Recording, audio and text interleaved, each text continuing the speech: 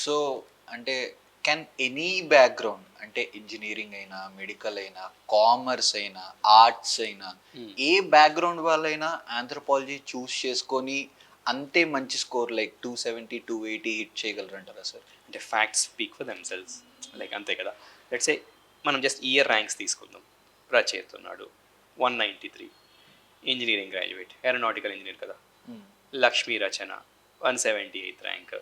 ఆ అమ్మాయిది I think mechanical engineering if I'm not wrong. 144 Abhishek Singh, I think ఆ అబ్బాయిది కూడా ఇంజనీరింగ్ బ్యాక్గ్రౌండే.